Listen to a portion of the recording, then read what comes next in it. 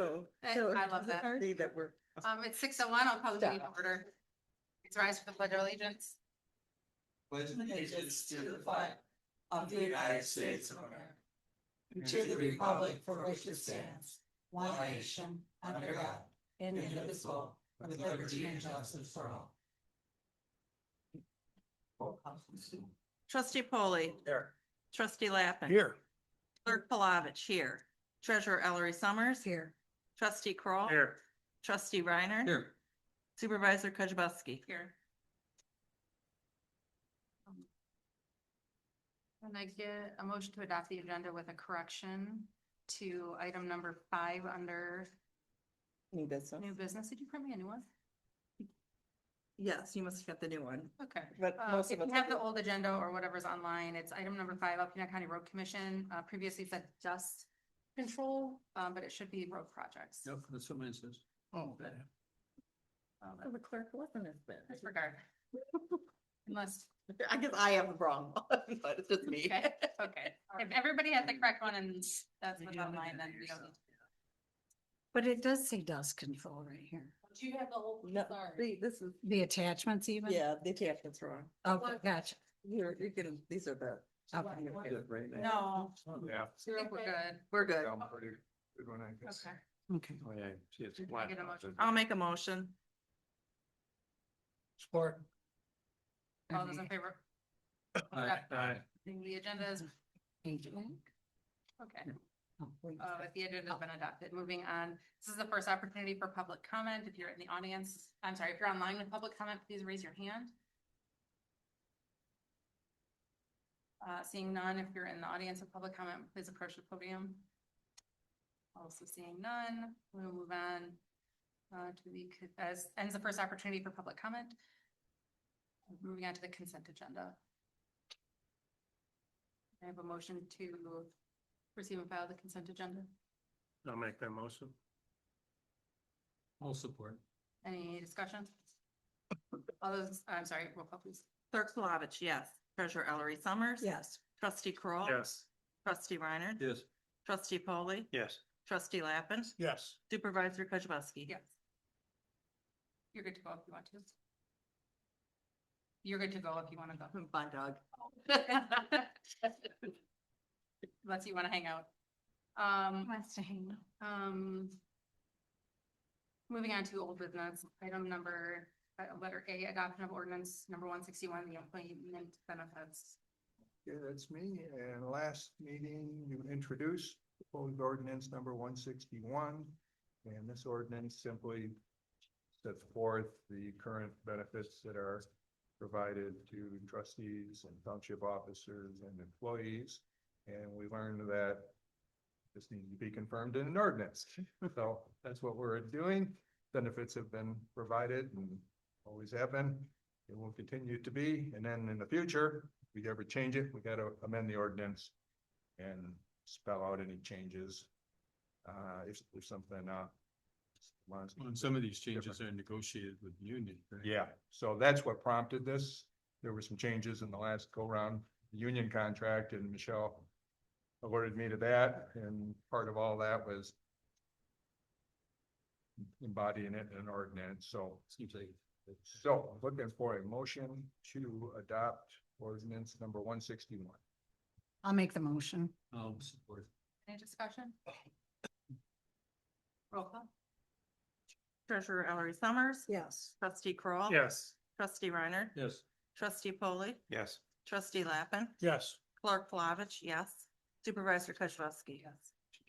Thank you. Item B under old business, the pet policy. I guess that's me, huh? So at the last meeting, the policy came back as a no recommendation, which I didn't really see a no recommendation as a policy. And so I offered to, and you guys gave me permission to use my brain and with the help of AI and several modifications after I got that, I decided that I would use that opportunity to not necessarily come up with a policy that was a no pet policy, I thought I would take the opportunity to make two policies and then let either this board or the Policies and Procedures Committee come back with some kind of a recommendation based upon what I did here. And so I know it's very lengthy. I apologize for it. But I felt as though it needed to be spelled out clearly. And so in front of you is a outline which talks about what recommendation I think the board should do, and that's why I put it on number 2, recommended option with rationale. And then all the other subparts 1 through 7 talk about either a side-by-side comparison of the pros and cons of having a pet policy or no pet policy. And then all of what I thought would be the supporting documents that would be reasonable to discuss. And I don't know how many of you have gone through it all and read it all, but I also did, and I sent it to Michelle, but I sent it late to her. After I did it, I then took the document and I put it into a Word document. And then I asked Copilot to do a risk assessment of the two policies, which I also have, but it hasn't been distributed to you yet. But I felt that we should, I just don't feel as though we should have a recommendation of no recommendation. Because it just seems like we're just kicking the can down the road a little bit when we could do something. And if you want to have a pet policy, I'm perfectly fine with that. There would be certain steps that would have to be adhered to. And if you wanted to have a no pet policy, just from a risk assessment standpoint, that lowers the risk dramatically. I've said in the past that by allowing that, the township is most certainly exposing itself to some legal issues. And I just don't feel that that is something that we should do. And that's why I did what I did. If you have any questions on this, I'm happy to try to answer them. Or we could send this to Policies and Procedures to have them sort of analyze this, and then then Michelle could forward that risk assessment to that body so that they would have a complete picture of the pros and cons of it. Yes, sir. Well, being on the committee and having decided, and with my vote, I think probably the initiation of it, but here's how I viewed this. When I was informed that the 3 elected full-time employees are not under this policy or any policy, that it's up to them, then I said, well, then why make it? Because we have 2 or 3 other employees that it would apply to if that's the case. So I'm going to drag Tim into this when he's not prepared to be dragged into it. But basically, I want to know, is this enforceable against elected officials, particularly the ones that reside here in their jobs? As with a lot of things, through tools like censure, but you physically can't, or you can't legally do anything, regarding an elected official. So then what's the position. liability for the township? The liability is probably, if there were a workplace injury because of a pet, anyone with a filing fee could add the township, Sure. and then And we'd have to deal. we have to deal with motion there. out of it Yeah, if we could. and I think probably, the owner would be strictly liable. Sure. Their pet, and that I think for anyone else it'd have to be, they had some knowledge that it was a dangerous animal. I'd have to dig into that deeper to see. Well, the if that's criminal really part what- of that is my recollection is that, but this might be old law, is that every dog gets one bite. Not true. Yeah. That's a criminal part of it. Yeah, So, Well, and again, I'm not it's my thought that we shouldn't have one, but that doesn't necessarily mean that what I say goes here. And that's why I had two of them. One that says, here's our township pet policy. This is what we adhere to. These are the expectations that we have. And relative to your comment, it really boils down to the person, you know? I would think that you'd want to have a workplace that had, you know, a good working relationship, sort of not under the heading of do as I say, not as I do. I would hope that we would all sort of adhere to the same rules without regard to our status as an elected official. So, and that's why I created both of them, because I don't think it's unreasonable to have one or the other. Yes.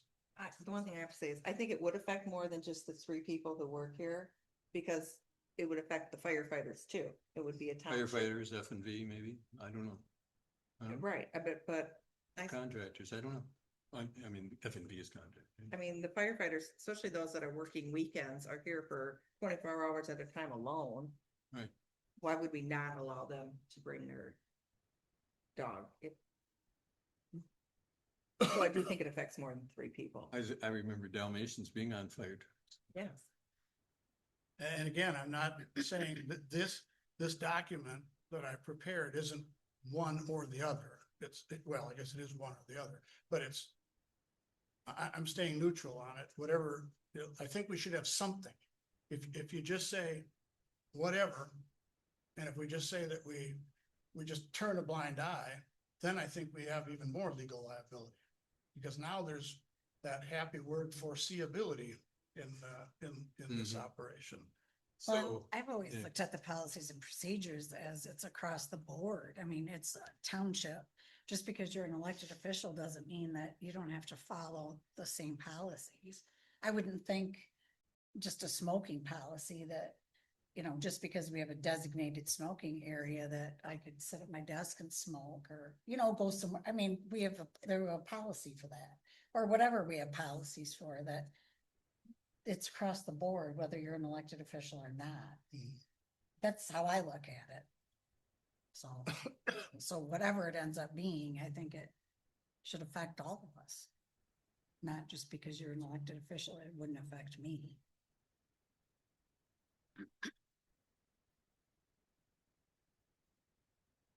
So again,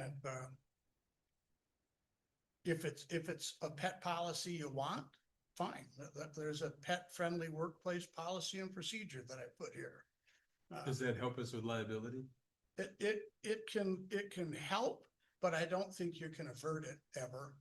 The only way you're going to avert liability with a dog bite is to not have any pets, period. Right. And so from a risk assessment standpoint, Can we insure for that? you have insurance for that. Do we have insurance for it? Yeah, you general liability is broad enough to do that, but, you know, hopefully, if you have a pet policy and if the owner of that pet. Well, they're gonna if be there- between us and If there's property damage or bodily injury, bodily injury. they're going to be held responsible Right. for that. And if they don't have an adequate amount of insurance, which they probably would, then it's the deeper pocket's gonna come in. Well, and that's the question, and it's always gonna be stacked, but it is not necessarily gonna be stacked one after the other. It's gonna be more, you know, who the plaintiff can negotiate with Could be. and settle with each one. So, And it could also be that the insurance company for the township, if they had to spend any money, they'd probably seek subrogation against the guilty party. That's what I was thinking too, that they go, if we're liable, the person who owns a dog is gonna be. Well, okay, Liable to- that's, I guess, what I'm wondering is, So do we cover the, that in the policy or do we? Yes. Okay. so the way it would work is that, the owner would have to show some form of evidence that they have enough protection to cover that, which is really nothing more than getting a Under- copy of a homeowner's Homeowners. policy, and then, or renter's policy or some other pet policy, and then satisfy, the policy. And then, if something happens, that person realizes that they've got certain responsibilities that they have to adhere to, just by the ownership alone. And so, that's the only point that I was trying to make. If we do nothing and say we don't have any policy, it's whatever happens, happens, then I think you're setting yourself up for even bigger problems. Because now you probably don't have any. I don't know how easy subrogation would be at that point. So, I it's not your preferred one of the two options, but it sounds like it's the one that would probably pass here. well, yeah, I don't Is care. there- I honestly, I don't care which one. The more I thought about it, the more I'm like, well, I don't care one way or the other. There should be something that we have, make some kind of a statement that, you know, if a customer comes in with their, Child. dog, things happen. Dogs bite. Cats bite, or whatever. So, Cat scratch. We have had in the past too, though, sometimes rarely, but a customer will come in with their pet. I think it's becoming. It's more not and very more- often, It's but becoming more and more acceptable. it hasn't been in quite some time. There but is it no, would happen a little more. Incidentally, MTA, by the way, has no position. Shocking. Right. Yeah, shocking. Did they tell you to consult your attorney? Yeah. They sounds about right. basically Tell did, you. that they don't take a position on it, never have, probably never will. And so then I went out to the, MCLs, and there really isn't, there's some language in the Michigan compiled laws that talk about it. But it's typically relatively vague, you know, they don't come right out and make a position one way or the other than the legal liability that I've talked to you about, that just goes with the law. If you Google, pet policies too, you'll get quite a few. So it's workplaces that choose to allow it Mhm. for various reasons. They're all over the place. Yeah, yeah. So There's, I it's went not out, uncommon to allow it with the policy. well, that's the first place I went. I started to look at samples, and it was just, some were a half a page long and some were 50 pages long. So I'm like, this is dumb. So I just made it up. So that's my position. If we want to send this to the policy, the policy and procedures, that's fine by me. I think we should make I think we a definitive decision can make it one way here, or the but other. policy and procedures already had a meeting. I think we should just couple make a meetings. decision here. So, yeah. So somebody make a motion. But what is the question? If we're gonna allow pets, and we have a policy, or Yeah, there's just two, don't have he's got two policy. two different methods here. I didn't, One is no pets at all and one is. I forgot to number the pages, but it would be under number 5. Would be the, no, Requirement no, for a pet in the workplace. excuse me, no, that's wrong. It would be 6. Charter Township. Code. Actually- Pet-friendly workplace policy and procedure. number 6, is that? it? Yep. Yes. Number 6.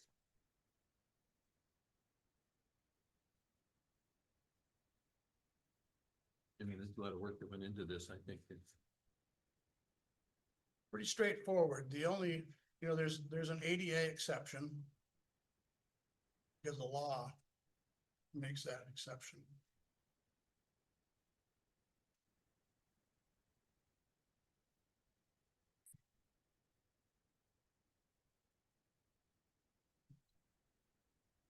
Six point three is what I let both.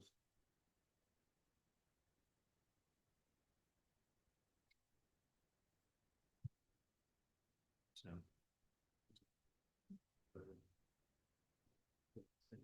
All right.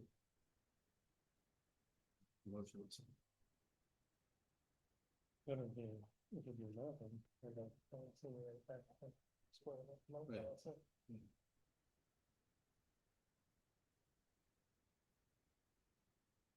Of course, our attorney or somebody would probably want to fine tooth this baby to make sure that I haven't done something completely off the rails.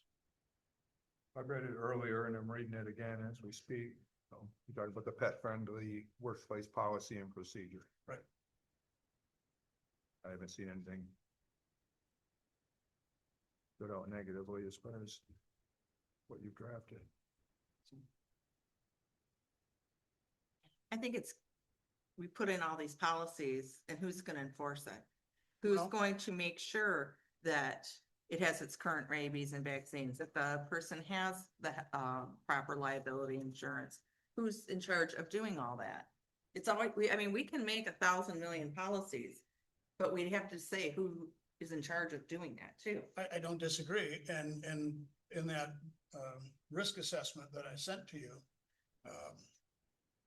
that's one of the areas that there's gotta be something in place, you know, that once a year or whatever. I don't know how often vaccinate, I don't own a pet, so I don't know what the vaccinations and that stuff, I don't know if it's a one and done or if it's a Some are every ongoing year, thing. some are every 3 years. Well, that is one of the issues that you would find that, in this risk assessment that I did, the pet friendly work policy is considered high risk. The no pet policy is considered low risk, and it goes into detail as to why. One of the, I'm sorry? What? Go ahead. Sometimes I'll make a motion. it's hard for me to get out from underneath my prior business. So I'm what glad to is- make a motion. What is your motion? My motion is or- we have a no pet workplace. No pet. No pets. No pet workplace, that column there. Or however you wanna call it, I think.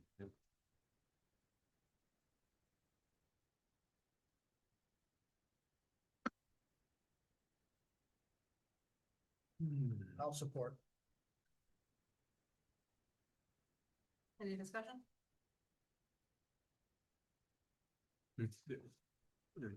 Steve has seconded it. Yes. Is that any discussion? I just want to make sure, no pet policy, so so what you're saying is no pets allowed. Correct. Specifically that you would be adopting Steve's draft, no Yeah. pet policy. Yeah, number 5. yeah. Provided a passenger mustard.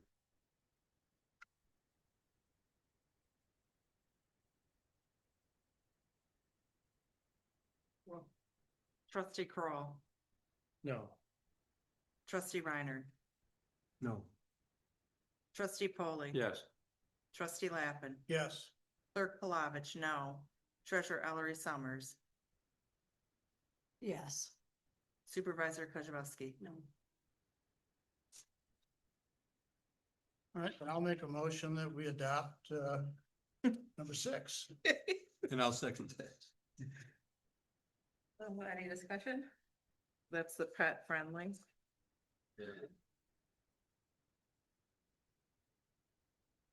No discussion every year.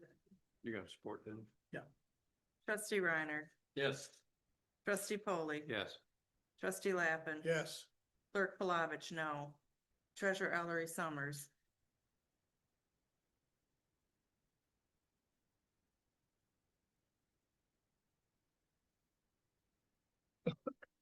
So with this one, we're saying that we will be pet friendly?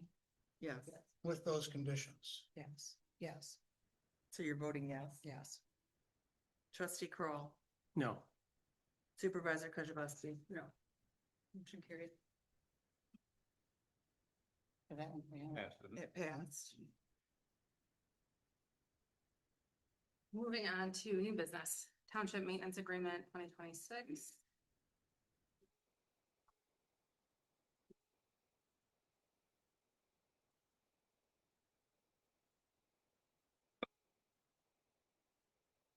income equalization, but that's.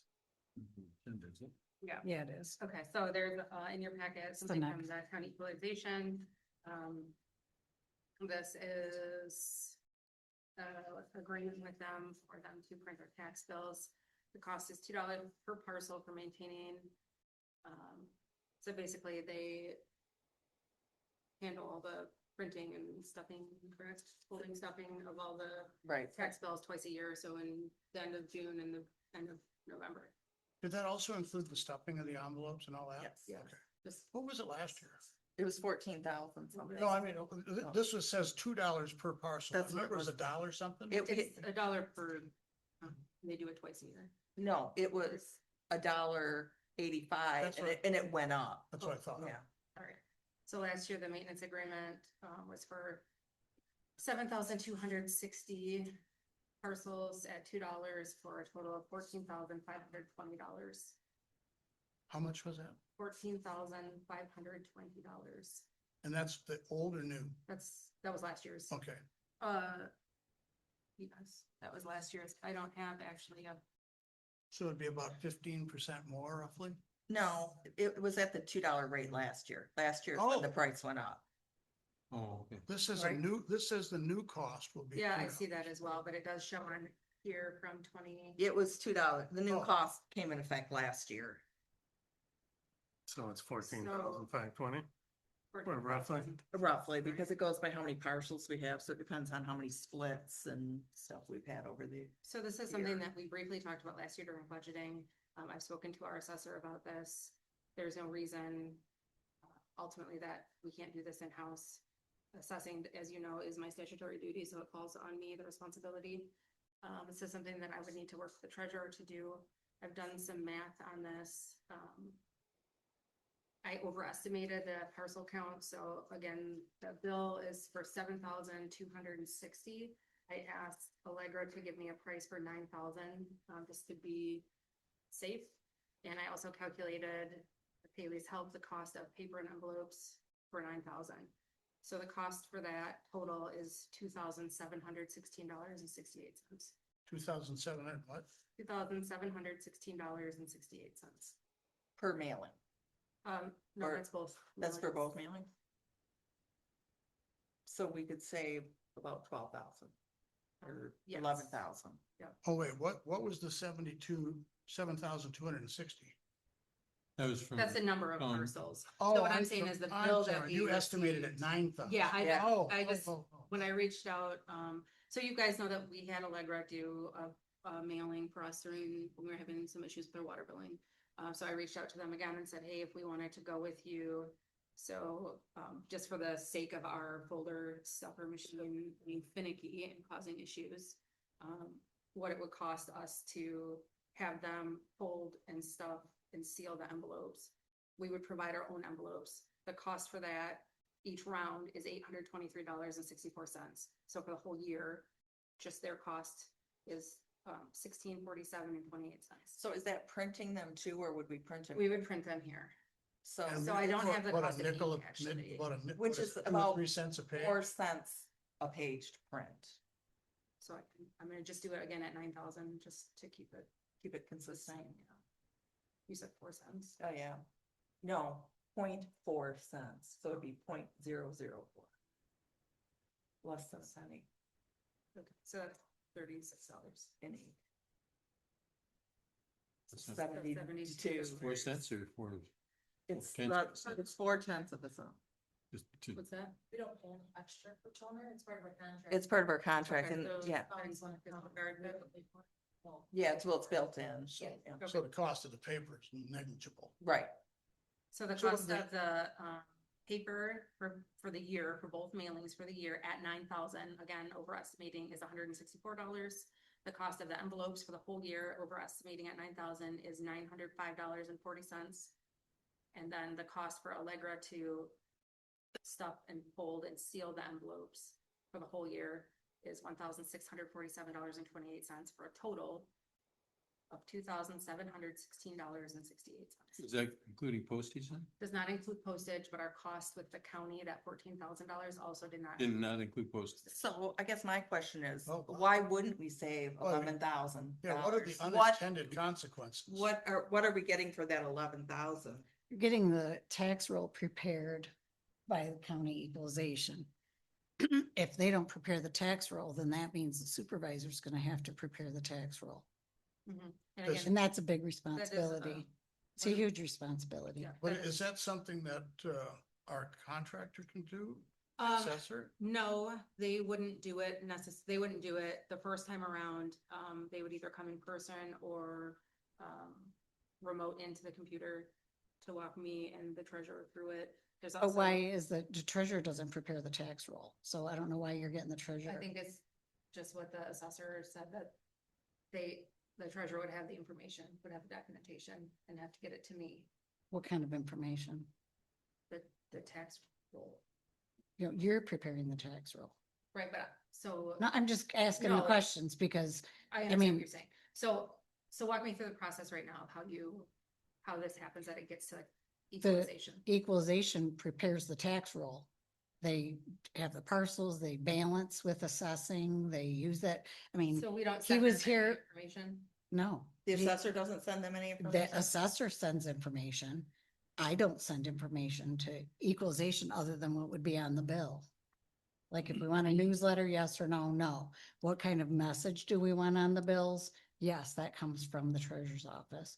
But as far as preparing the tax roll, that comes from assessing and I mean, Ted was here before and explained it to our board, what he does to prepare the tax roll.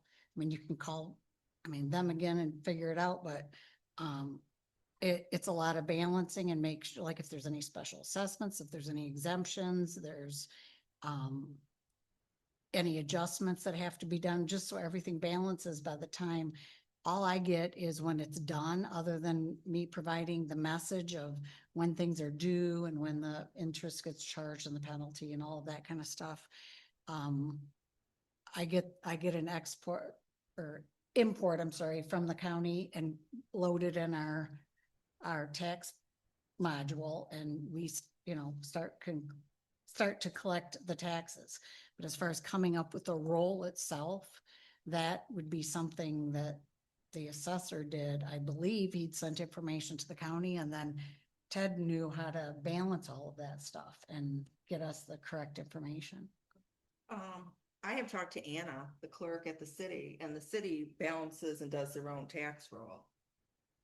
And that they work with Alan to make sure it balances. That's what I mean. I think that's who you should work with, is Alan more than. So I assume Alan can do that for us. exactly, Does he charge us more? I would hope not. no, it's part of being the assessor that they have to balance.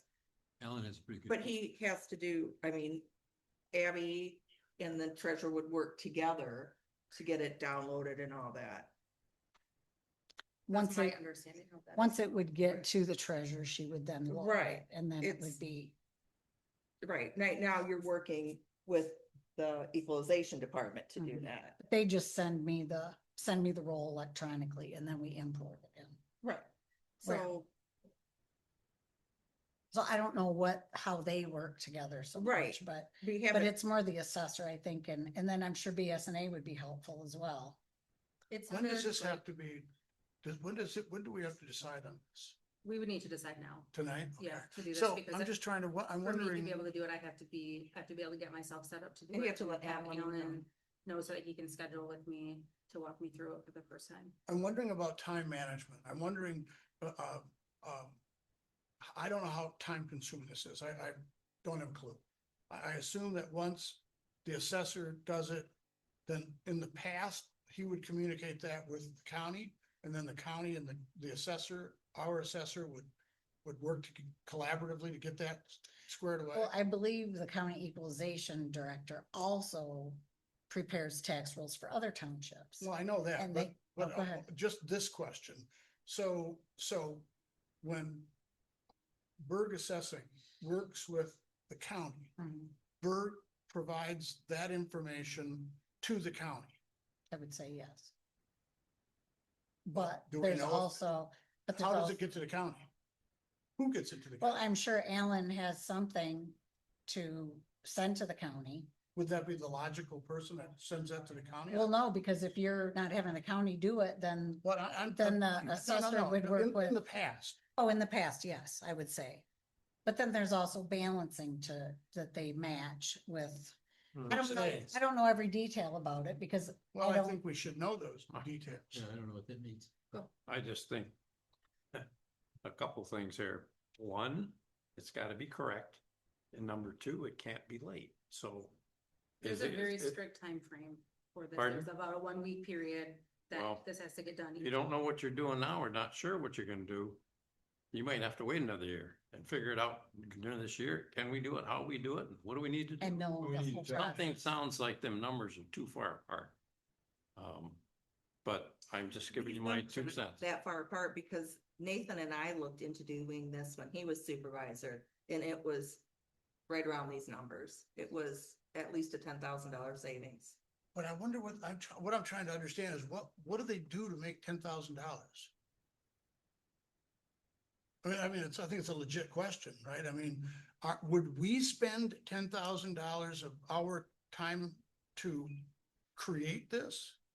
So it sounds to me, from my conversation with the assessor, that his plan would be to remote in. So the reason I need to tell him yes or no is because we need to plan for it, because there is a very specific deadline.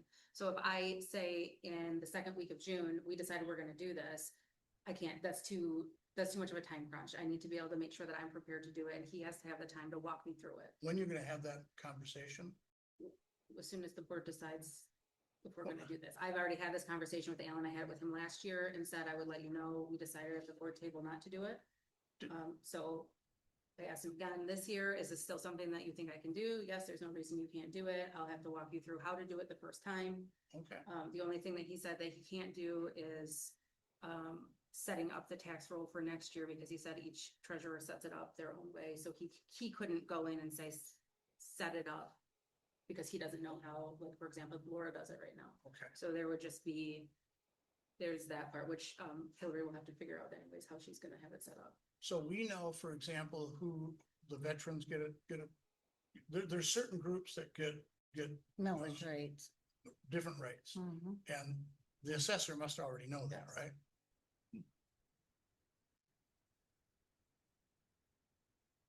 Are you willing to do it? Yeah, Yeah, absolutely. It's my that's- statutory duty. It's one of my statutory duties. You think you can get it done by the deadline? I don't have a choice. It has to be done. But I need to know now if that's something the board wants me to do, or if we wanna So pay you this can money. schedule out the Because time. exactly, I need to schedule it with Alan to get Okay. it ready to do it. So let me just have one final question. Trying to get this to set the board. You're not allowed to vote. For the time, so you. So I'm relatively confident that this could be done in-house. I am, And so I'm wondering is this a decision that if later on we can change that? So in other words, if 5 years from. yeah, we could change it next year. We could Okay, change, okay, absolutely. If okay. it doesn't work out for whatever reason, ultimately, I would love to be able to do it completely in-house. But I know this, which is why I reached out to Allegra. I know that we have issues with our folder stuffer machine, and I don't want to put us in that position to go, oh no, we can't get these folded and stuffed in envelopes in time because we're having problems with that machine. In-house. In-house, Yeah. right, which is where that $1,650 comes from. Having Allegra do that, in theory, we should be able to do that in-house, but our equipment is not satisfactory. Yeah, Well, I then don't we wanna put decide us on in that equipment position. later, but. Exactly. Yeah. But if we're saving that much money at some We point. can buy a new. We can piece of buy a equipment. Right. better performing. Yeah. But I would like to actually know what the process is. I can't, and I can't tell you what the whole process is because I don't know the whole process from start to. But from did beginning Alan to say he'd end. make himself available to you? Yes, he said, let me know. He basically said, I need to know by June 1st. And then we go from there. Either we continue doing it the way that we're doing it, or he schedules a time and they will either come here in person or remote in, whichever I prefer. I think we make the motion. Are you making a motion, Russ? Yeah, What is whatever it your- is, but to approve, the supervisor doing the, tax roll with the treasurer, the new treasurer. And the assessor. Is that sufficient? I feel like that's a weird motion, Russ. Well, I don't know what I'm doing. So just to Prepare the approve, 2026 tax roll and print and stuff. Yeah, it would be to, That'd be done in-house, except for the part that has to, the part stuffing envelopes and mailing them.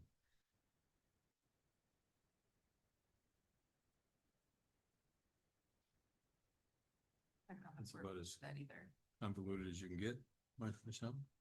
It just, and then I'm just saying my 2 cents, but I just feel You better. We all know what Make a motion to, for the supervisor rather than the equalization department township assessor, handling make, the tax roll tax. And then maybe a separate motion for Allegra. You need a separate motion for that? so Just trying to, cause We're all trying to over? keep it unambiguous. to approve the supervisor rather than the Alpena County Equalization Department from Is it preparing. preparing the, Prepare the tax roll. preparing the annual Pre- tax roll? preparing 2026 Yes. annual tax rolls. Okay, that's your motion, Russ? Sure. Thank you.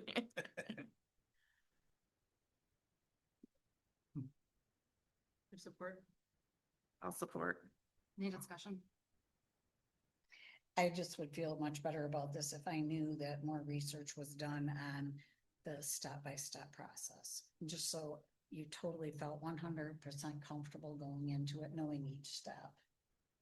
I don't That's just, that's where I'm coming from. And I think that's. really Rather than valid. kind of the unknown and it'll probably all work out in the end, but.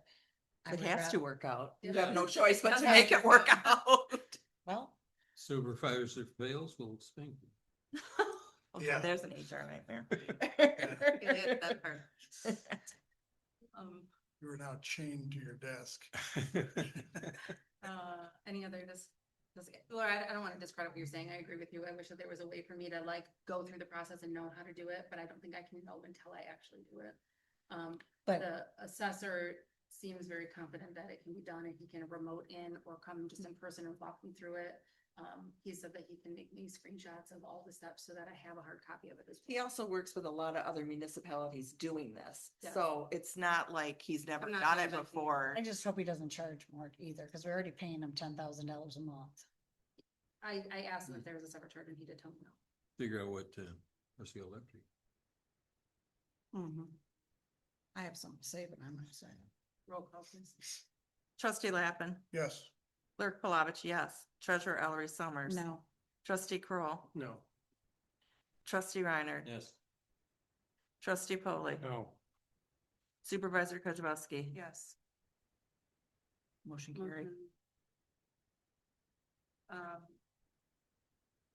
I will make the motion to contract with Allegra Printing for the folding, inserting, and sealing of the tax bills for 2026. Not a separate motion? Yes. You just made that, I'll second that. Any discussion? Roll call, please. Clerk Palovich, yes. Treasurer Ellery Summers. yes, Trustee Kroll, Yes. Trustee Reiner. Yes. Trustee Polly. I'm sorry, what am I voting? To contract the printing and folding. Just the folding, stuffing, and sealing of the yes. envelopes. Yes. Trustee Lappin. Yes. Supervisor Kozibowski. Yes. So that's folding, Folding, inserting, and sealing. inserting.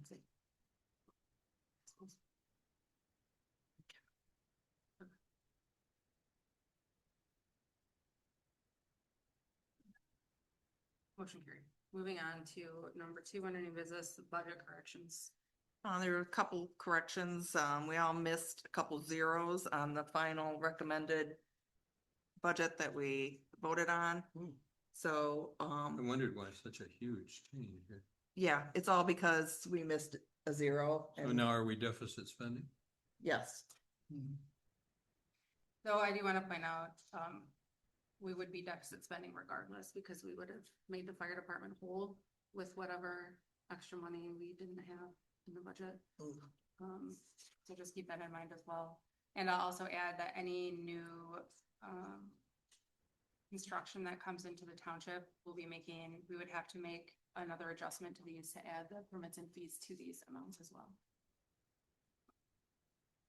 Which I foresee happening in the very near future. What did you mean about the fire department? So at the end of budgeting, we had money left over in the budget, which we shouldn't have had, we had at least zeros. Which we ended up transferring to the fire department to make their budget whole and then give them another $187,000 out of the general fund. Fund balance. Right, so my point is just that we would be doing this regardless, because even if we had this money in the budget where it belonged, we would have been taking that money out of The fund the fund balance. balance to Cause we bring. needed to do that. anyway. Right, so we just thought we were giving the fire department less from the fund balance, Right. but it's because we missed a couple zero. So, We can't do this next year. No, we Yeah. certainly cannot. We've had that discussion in the office multiple times.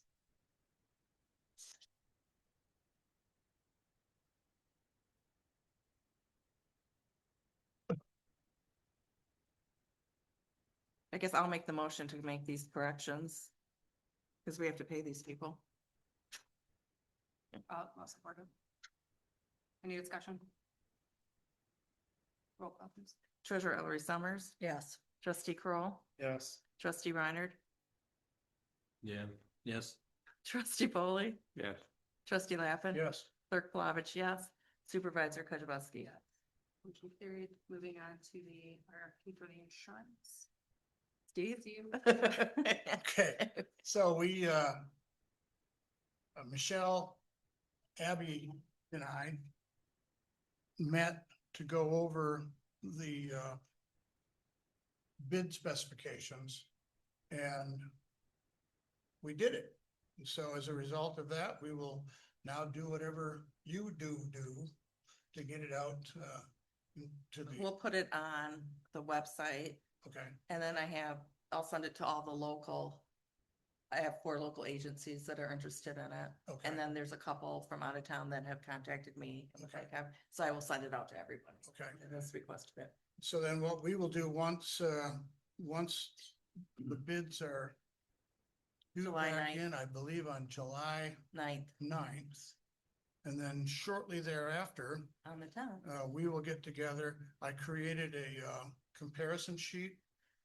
So that if there's one thing I know about this business, is that there's no such thing as apples to apples. And so what we will try to do is mimic from the RFP onto a comparison sheet so that we know that whatever we're getting is at least equal to or better than what we currently have. And if we do it correctly, which I'm confident that we will, we should be able to analyze this pretty quickly and be able to make that decision at our June meeting or Uh, July meeting. August meeting. July, because July.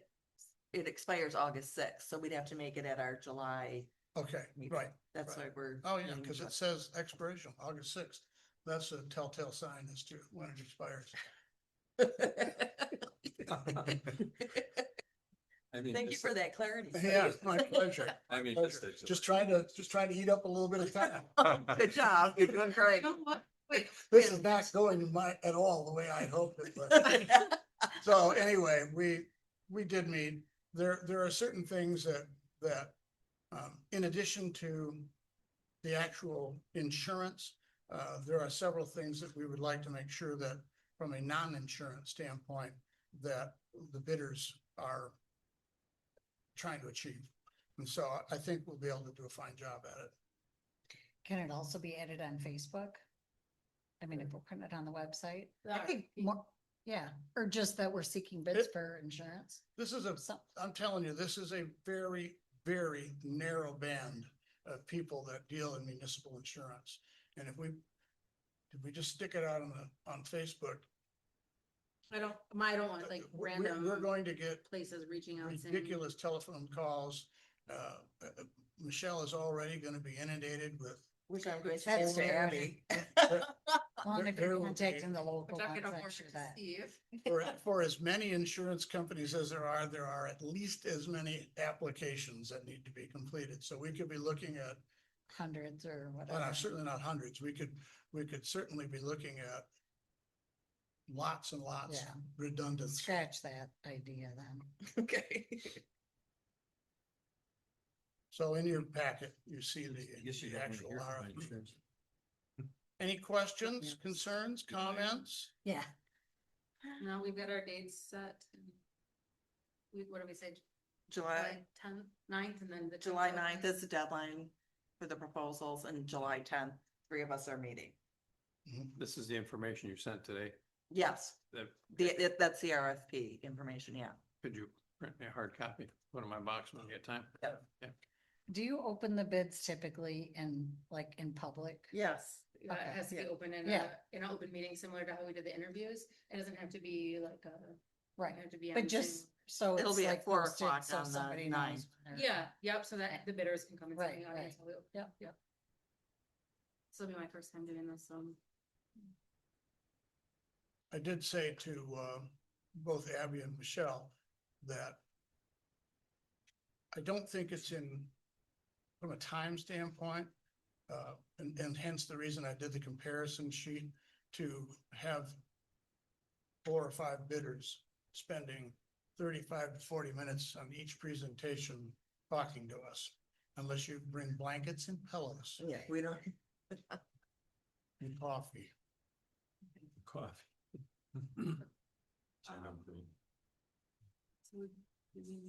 So we don't need a motion or anything. This is more just Steve giving information of what we're doing.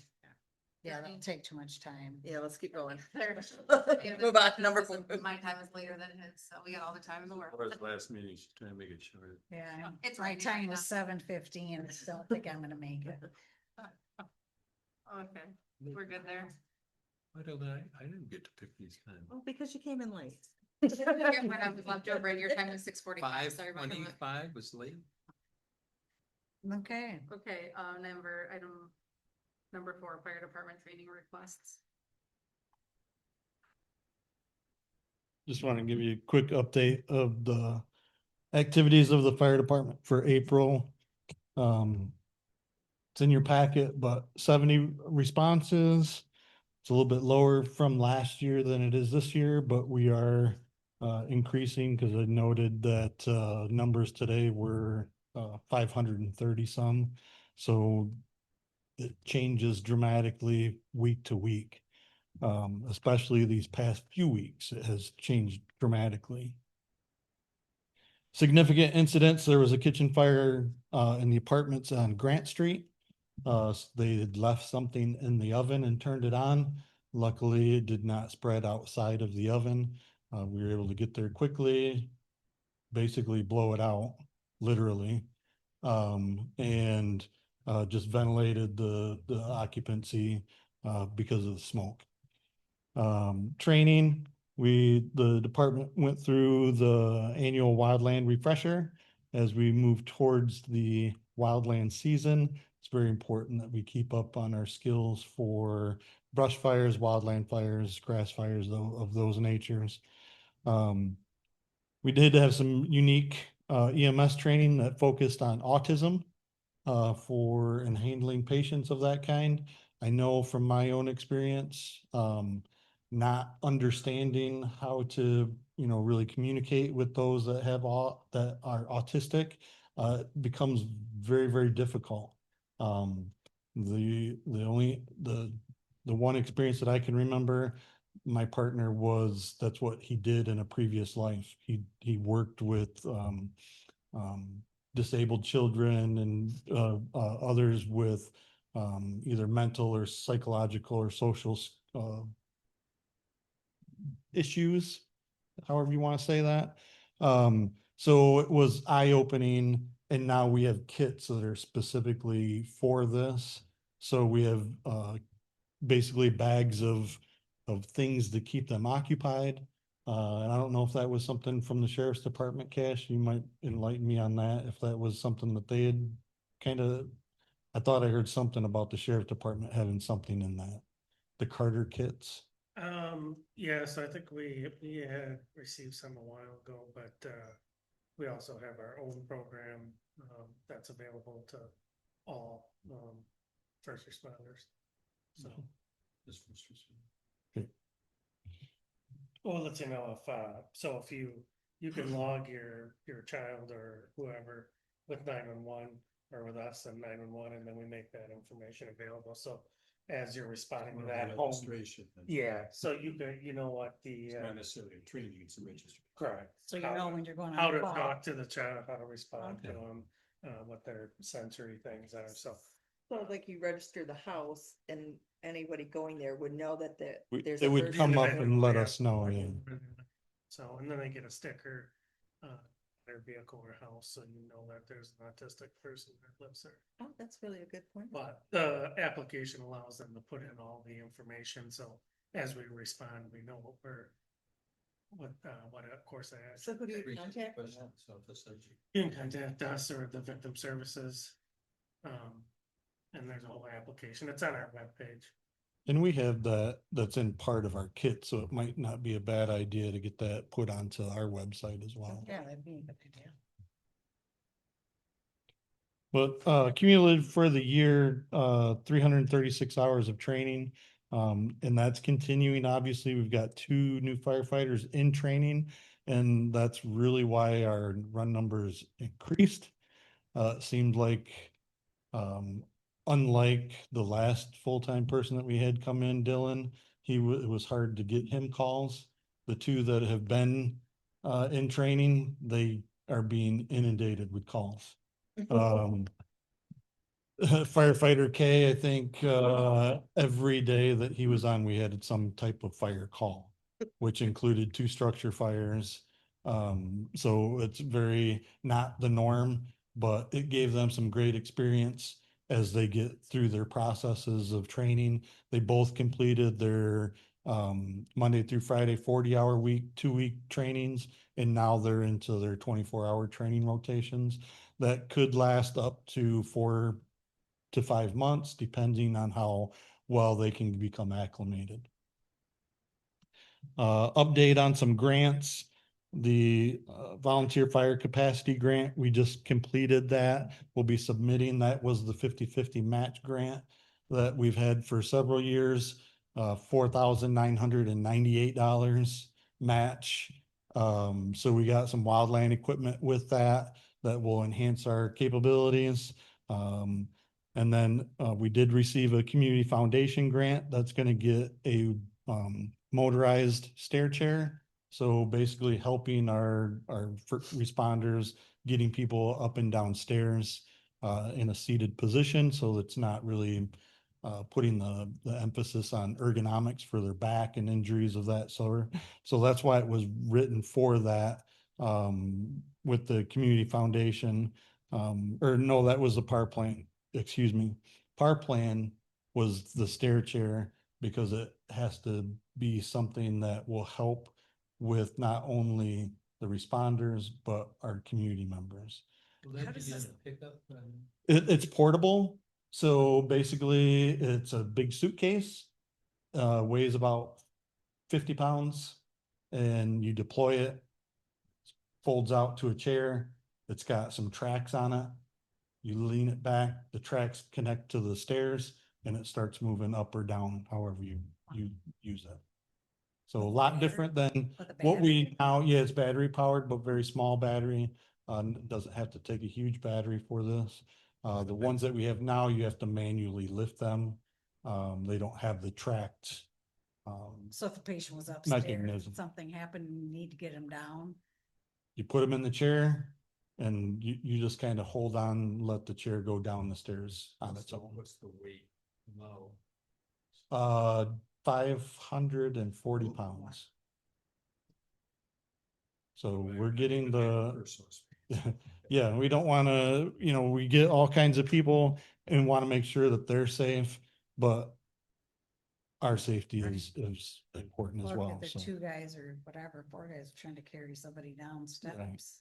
And we have a situation right now up in this area in the north end.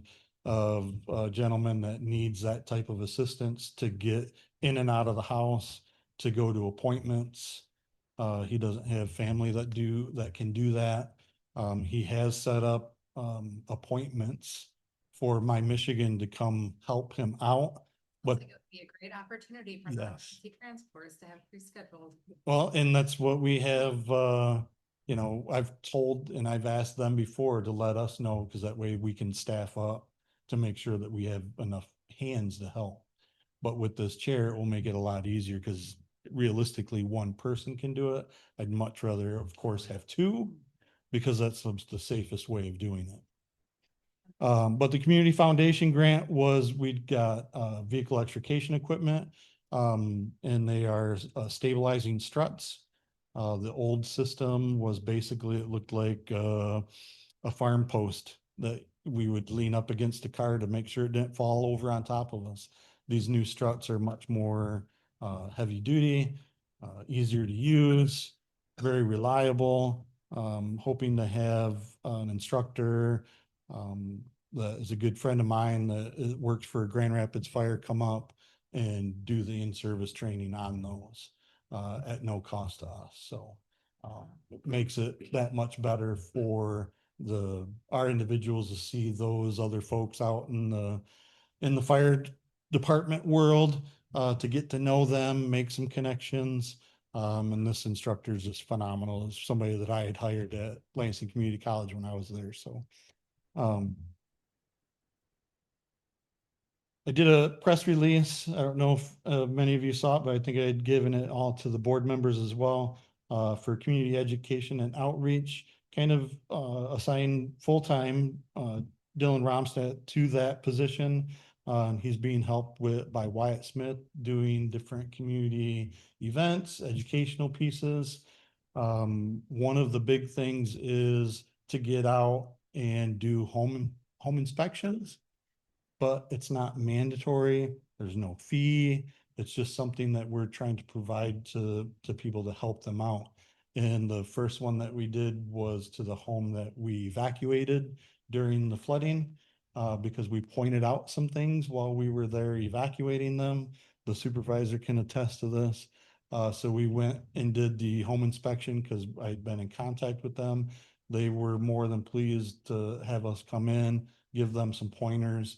And it's not that we're gonna, do any fines or anything like that. It's just trying to help our citizens out to be more safe, and, supporting them in their safety. So, it's not just the smoke detector program anymore. We want to make sure that we're doing an overall, safety plan for them. Do you do carbon monoxide too? Or Yep, just- we do carbon monoxide as well. The monies from the state were approved, so we just have to get down, because, Chief Marceau, he kind of has headed it up in the past and has gotten the detectors for the entire county. But it's how many times can we get down to Lansing, because we have to go down there to pick them up, so. We did get a letter, that I can share with you all, of thanks for, during International Firefighters Day, from Fabiano Brothers, who's a subsidiary of Anheuser-Busch and, Form Energy. They dropped off some energy drinks, all natural energy drinks, some water, things like that for both stations. So we appreciate the community support in that. As you see real quick, the fire blankets, Home Depot donated those today. There's probably, I think they said around 150 to 180 fire blankets that they donated to us. We'll be giving those away, as part of home safety inspections, or to anybody that would like one. And after the retirement party and going back to my office, I had worked with Home Depot along with our, fire sprinkler safety stipend that we received. And the Home Depot pitched in money, and we'll have that whole program is now funded. So we'll be able to put together, basically their visual aids of rooms that we start on fire, show the difference of what a sprinklered room can do compared to a non-sprinklered room. So it'll be something that's kind of cool and interesting for the community members to see. And Home Depot has generously donated a lot of the materials for that, along with the money that we received from the stipend. But then they had no issues of us doing that on their property. So they really encourage that kind of stuff. And we worked well with them last year during Fire Safety and Fire Prevention Week. So they're looking to do that again this year. What is in the agenda packet is request for 2 training for myself. This is, one is for Fire Rescue International that will be held in Kansas City this year. This is the one I went to last year in Tampa. I'm in a program. It's a really 3-tiered. I've already completed the other 2 tiers. This is the executive fire officer level or executive chief level. It's a 3-year program. This would be my 2nd year of that 3-year program. Gives me a great opportunity to network with other chiefs across the nation. So there is a note about that and a budget. I think the budgets kind of were mixed up because I think it was the same one when I looked at through the packet. I don't know. Yeah, that must be. Do you happen to know? The clerk is very. I do. And which one do you have? I think you have the Unify one. So, Fire Rescue International is August 11th through 15th in Kansas City. The class fee, because I'm a IFC member, is $745. Housing, they give a discount at $700. Put in supplies as the flight is $500 from Alpena to Kansas City. Other, I just basically like Ubers, $100. So it comes out to around $2,045. You have a budget covers that. Yes and no, that's what I'm saying for this. And if we go into the Unify, which the Unify is put on by First Due, who is our platform that we use now for all of our reporting, our asset assistance, and all the other things that that program does. This just gives us more ability to go in and make sure we're doing things right. We can learn the tricks and the trades of the system, work with managers that will help set up things appropriately if they see that we're maybe struggling in some areas. I've done most of that on my own to try to make sure that we're doing the systems properly. I've had a couple other firefighters helping with that. It's very labor intensive because it's very data driven. So you've got to do a lot of data entry into that to make everything work properly. So with that, the class fees, $998, the housing's $1,400, flight $720, again, about $100 for other essentials like Uber or whatever. Total cost $3,218. With these 2, we do have money in the training budget, but what I'm requesting is 75% of it to be covered by the township. I'll do 25% on my own. What does that mean? So we have, this year, we upped the training budget to training was $10,000. Travel associated with training, I believe was, what was it, 4,000? Or 5,000? It's 5,000. 5,000? Yeah, so you're spending 5,000. So I have the most current budget, I believe, right, May 31st in front of me. And that shows, 31st. Whatever day you print well, it. that's But it's. I'm the sorry, date. that- You want the that date date, it was yeah. printed. This- So 75% of this is what you're. And how much is that total? It is, so Friday. 3218 and 2045. About 5,000. 5263. 75%. So there's 47,8490 left in the transportation and travel. And How much is it? $4,784.90 left in that budget as of the 15th of this month. In transportation and travel. And then the training budget, there's $9,614 left in that budget. We get 5, 6. 56. Is that a round trip ticket on the plane? or- 52. Get out there, we don't have to get back. Unless you want me to drive. Okay. I'll drive, but Take an Uber. it'll take me time. 60. I got that. Yeah, I screwed up, Steve. There, I put the same one in twice. That's- 39, 45. I can give you the numbers again, unless I did write them down. Well, the one question I have, so basically for all practical purpose, it's a 2.5 day course, right? In Nashville. No, that one is The 20. 4 days. So you get on the 20th, but you leave the 24th. So 3 days. So 3.5 class, days. what would happen classes 21st, 22nd, 23rd? So 3 days. $1,400? Where are you staying? I know It's Nashville. at whatever they have as their host facility. It's all in one place. You don't ever have to leave that facility. So the Radisson is where If that's it's at. Opryland, you can't even get to where you see. So the, I just took what they had out yeah, there that's as, the as Radisson. place. See something over there, but you can't get there. So they- Wow, it's really expensive.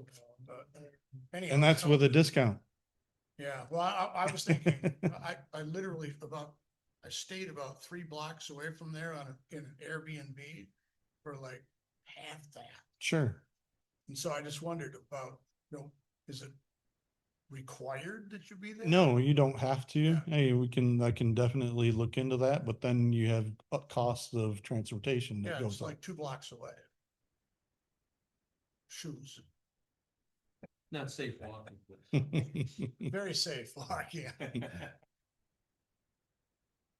Comfortably close to Broadway too. Something close to where. Yeah, Broadway. maybe lodging with going to track. So now we obviously have it's a deficit budget. Well, yeah, so what he's asking for, the 5260, if I figured it right. $3,950 Yeah, roughly. So, and our budget, the remaining budget's only 4,000? And travel. That's in travel, so there's 2 different budgets that this will come out of. Will come out of travel and transportation, part of it, the flight and the Lodging. lodging and the Ubers. And then that would come out of the 4784. And then the 998 and I believe you said 745 Something like would that. come out of the training budget that has 9,614.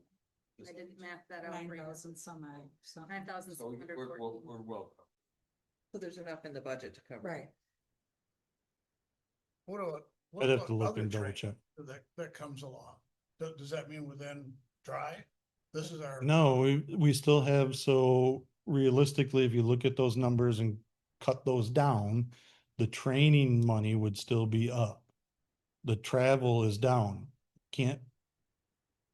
That's where we've got to make a balance. Was able to get, when I got here, the training budget was $1,000. Travel and training was $1,000.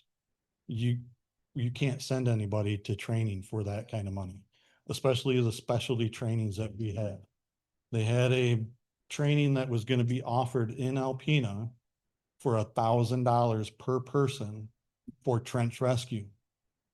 I can't send our guys to do trench rescue knowing that we can't do trench rescue because we don't have the equipment to do that. If we had another $200,000, I'd gladly go out and buy all the trench rescue equipment there's required to be able to do trench rescues and get everybody else trained up to do that. But we can't do that. So we've got to be kind of strategic about this.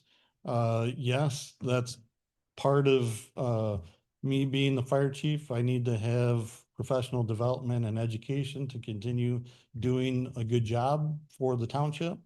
In my contract, I have it, so it is that I get tuition reimbursement. I'm currently taking classes for my master's degree that are $1,600 each class. I'm not asking for that. I'm asking for a couple training courses, because I could wipe out the training budget just in my master's classes. I want to try to get these guys to as many classes as we can. We don't get a lot of good quality training in this region. And working on that with the state fire marshal and the firefighter training council. But when we can find some things, because I really do want to get these guys out, these guys and gals out, or have the opportunity to go out to the National Fire Academy. It's basically free. Who does trench rescue? No, it's CRTC and the city, city does. they have some that are trained, They have it. not my department. I remember one particular, Jerry MacArthur was saved, but his kids saved him. Situation. So I've been part of a trench rescue and we weren't trench certified, and we got an OSHA violation for it, even though we saved the person. Oh, got a violation even though you were there to. Well, and we have a lot of holes that we dig that can cave back. Anytime you build a house, there's gonna be some kind of trench being dug, most likely. Does that happen too, like in the water department? Like if they're, do that Yeah. kind of fall into that same Yeah. category? They have a confined space. Right. Training. Yeah. Anytime they have to go into the sewer, Mhm. Yeah. so it's a specialty. I'm sure it's scary in there too. Yeah, well, and they have a guy that stands up on top, and looks like he does nothing, but he's there for a reason. Mhm. Is that dog, are you up on the top or you inside? He's over there nodding and smiling. That's why you become a supervisor, so you can stand outside, right? You don't have to do that stuff anymore. I make a motion that we grant the requested training for the chief for both these courses. Based on the numbers and the percentages that he's provided, so it may total of about $3,900 and some dollars. Now, I can plan all that out and be 75% in each category. I'll support that. Any other discussion?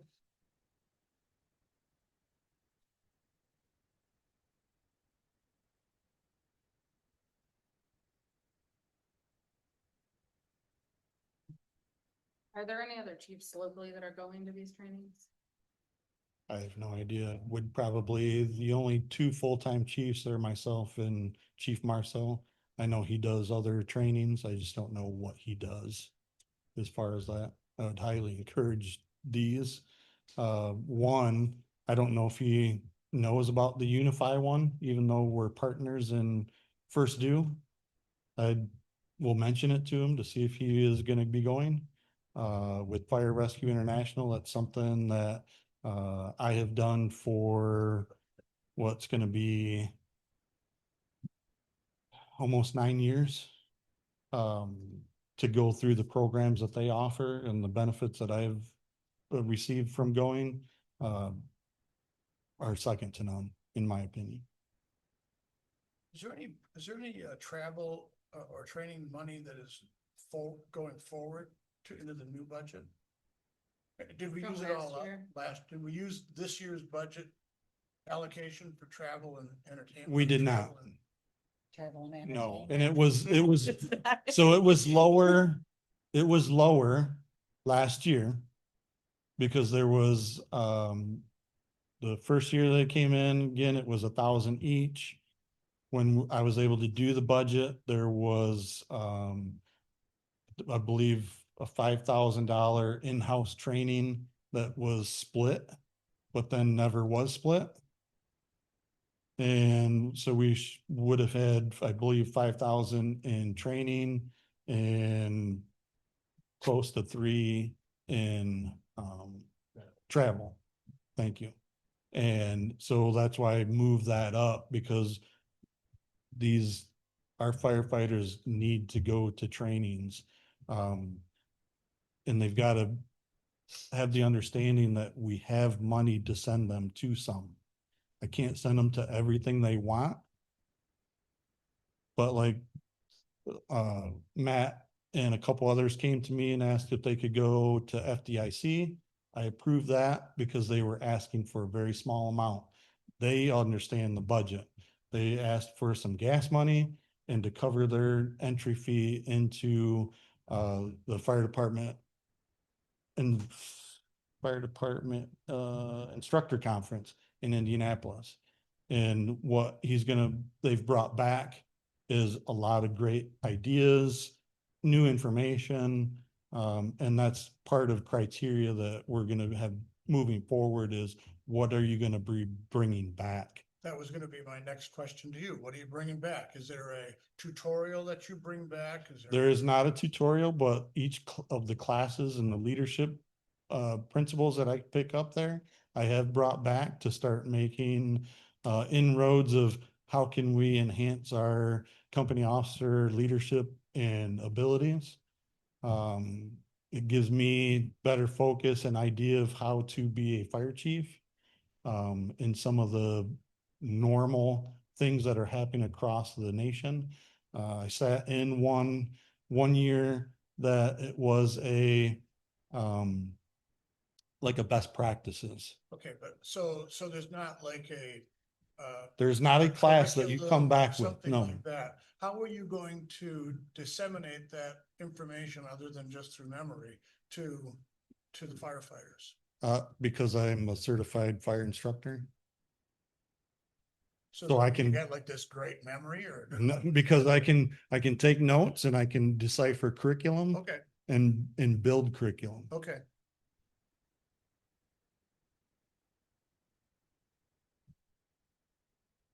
I understand that there's some money in the budget to do this now because we bolstered the budget pretty significantly.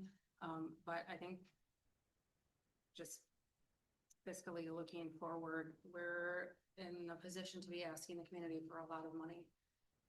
And I think we really need to be cognizant of the money that we're spending. I agree. So,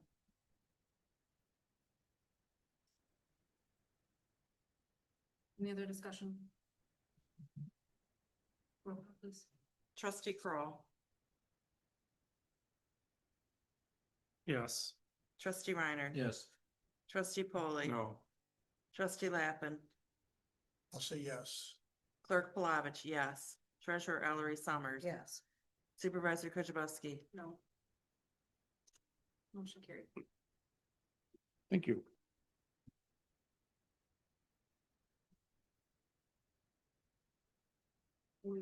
Number 5 on the new business, the Kenai County Road Commission. Again, I think one thing says dust control, the other thing says road projects.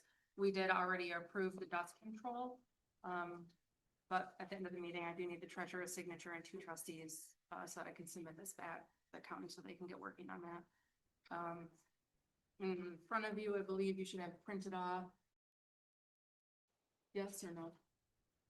What? Haley, did you give, I don't have No. the list of They may have where it. it's go, where the money's going. no, Laura has it. Well, I'm just looking I at it. can- You can have it. I can, I- Steve, I can. I was just looking at the road. Do you want me to? What are they? These are the same roads, aren't you? Oh. Norm. No, there's 5 of them, isn't there? There are 2 of them. There's 2 Really? separate quotes. Never mind. Do you want me to French send it? to, oh, there. Oh, different amount. Don't touch my bid. Yeah. I'll be back. Oh, my gosh. We Okay. can. We got it. Haley, we got it right here. Are you sure? Okay, Yeah. so The grand total is this. We can. let me. These are all- Okay. Yeah, we can share. Oh, I'm sharing with Michelle. Okay, No, I'm looking at my not the computer, grand but if total, somebody this needs is them, talking about please let me the- know.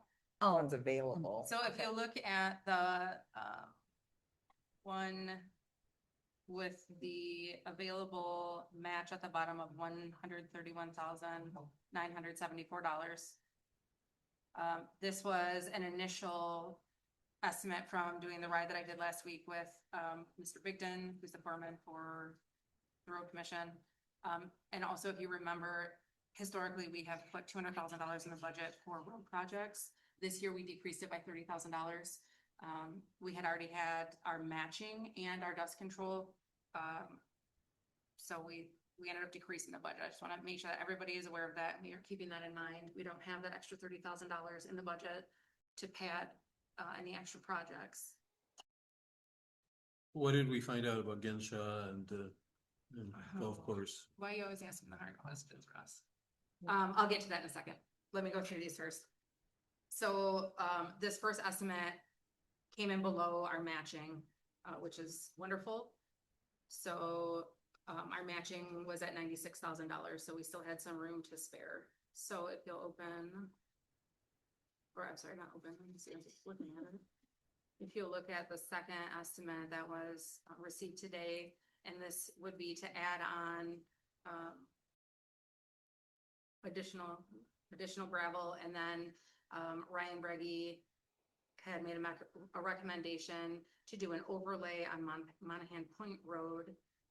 The total cost of that project is $120,000. We have a 50-50 match, so it would cost the township $60,000.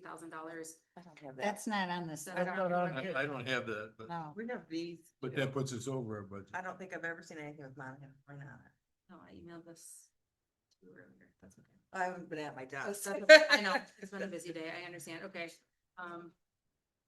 Those two that are the two that you emailed me That's okay. Friday.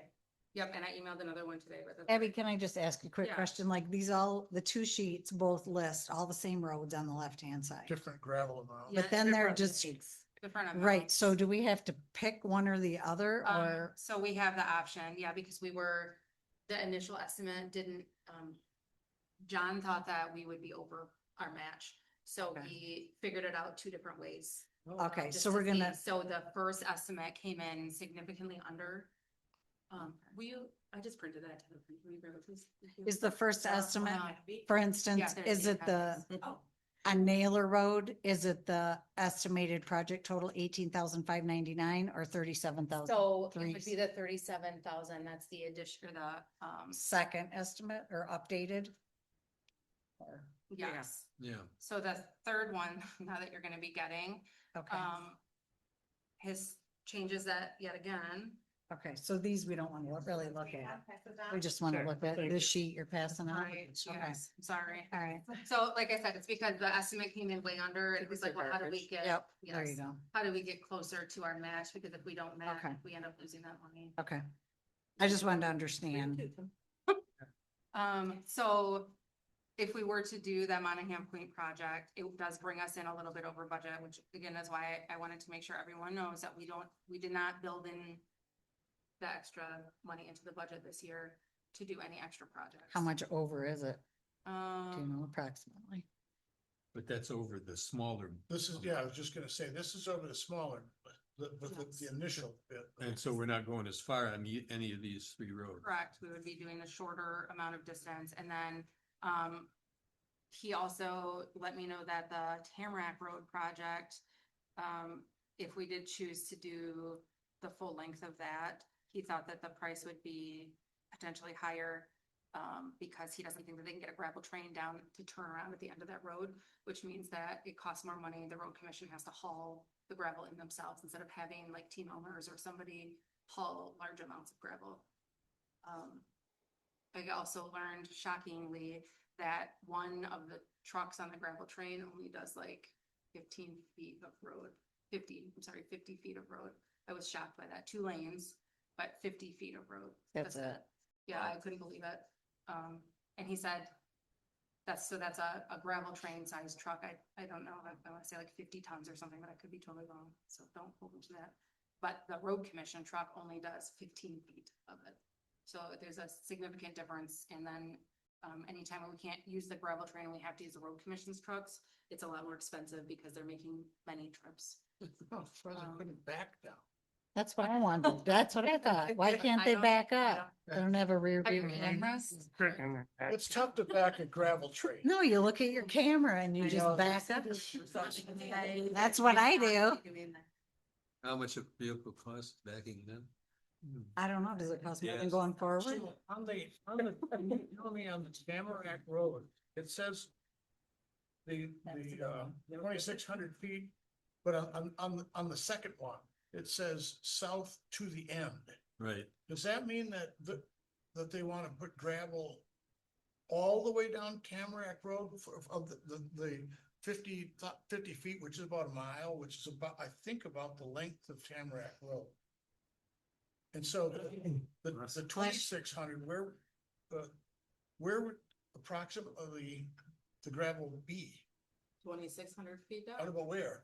half a mile. Oh. Oh, to where they want to turn into the It subdivision. would be, Well, don't do that to me today. the only reason It why. would be I- from the He's on a beginning roll. of, so like if you Up turn by out to Tamarack, 32? yeah, if you turn Okay. out to Tamarack, it's paved a little bit. Right, right. And then it turns to gravel. So Right. it would be from that point. And Right. then the 2,600 feet. Okay, well, south. that's what I assumed, because it gets really low Yeah, down. That'd be there. rude.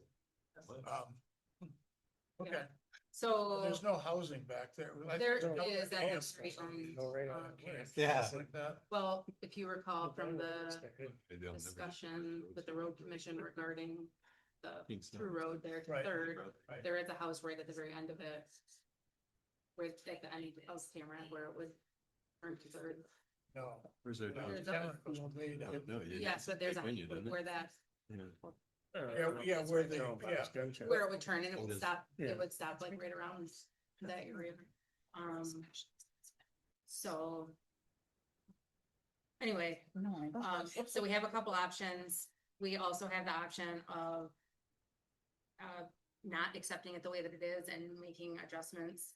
What was your impression of Monahan Point Road? We actually didn't even go down Montana Road. That was an afterthought. Because we didn't have enough money to spend, or we didn't have enough projects to fulfill our match. So I had, he talked to me about this, and I also made a recommendation to look into, there's about a 500-foot, I think, section of Michigan Avenue off of Michikiwas Park, where it's needs to be completely, well, all of that back there, all the pavement needs to be redone, but this is like, continuously breaking down and they're always cold patching it. But, my understanding from John was that Ryan said it wouldn't be a matching project. It would be more like what you guys did previously with Lake Winnie Road, where the road commission they couldn't do a 50-50 match. It was a lesser, and I never got any price back on that. Which We do have like. One third, and then a Sorry, homeowner what's pay the that? third. Is this the one that, During- where the city wanted to change something in regard to a park or something over there? Is that what you're doing? It's connects back there. This is just like about a 500-foot section behind where like the Dollar General is and the Pizza Hut and stuff. You come out of Pizza Hut's parking lot and to the left, it's terrible. Yeah. Well, that's a terrible. terrible road. Yeah, I use that. I'd Way rather too see much. money spent there. It's almost too bad you couldn't do it as seal coat, but. Well, and I'm I- wondering about, Yes. like Lakewood, Beglan. I'm a little bit familiar with those roads and they just Pretty good. repaved. Right. And We so, just did the special assessment, Exactly. redid those roads. Right. Well, yeah, that 6 years literally ago. was down big. one. so, the. Lakewood too. The foreman's And- concern with those roads and that section of Grand Lake, just so you know, is just a section that, I don't know why it's called Grand Lake, but. It's Grand Lake Boulevard. Right, It's it East just Grand Lake comes- Road. Street. East Yeah. Grand Lake Road is right Right. by the hideaway. It It just goes in there. But anyways, his reasoning for that is because if we wanna keep the road up, we need to maintain it and it's due to be seal coated now. Well, they should do a special assessments to do their maintenance seal, since they did a special I assessment to pave them literally roads. was just down at Grand Lake Road, that side of Grand Lake Road and it was, looked pretty. Looked darn pretty good. Yeah, I'm on. What about Princeton? Again, I'm not you guys are killing me tonight. What time is We're, Princeton's it? on. it Well, should be anyway- 10 o'clock. I guess what I was No. gonna say is because I don't know about Lakewood. I don't know, I wasn't on that one, I don't think. But Lakewood actually connects to Okay, so East Grand that's Lake that. Road. That goes in that Yeah. circle. Okay, so then I was on, Lake I Road was on is- all three of them. Right. I would think you could defer that for a year. I think so too. It's pretty good. Yeah, I'm just I'm saying, open to whatever. I'm Yeah, I'm just just telling you the saying- recommendations I was- and, the same. So he did take me through that area and then through the Woodview, Sandy Timber, Woodcrest, Crestview, Woodland.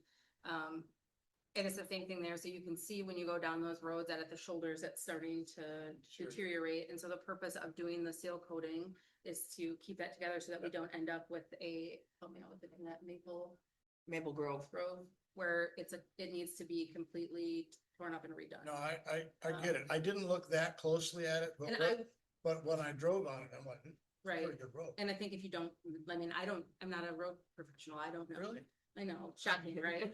But, I can only go on their recommendations. But I just want to point out that they're not always that great at estimating, and when we did the Lake Winnie I know. project, it came back to the board twice for I know, overcharges. I It know. was over 10%.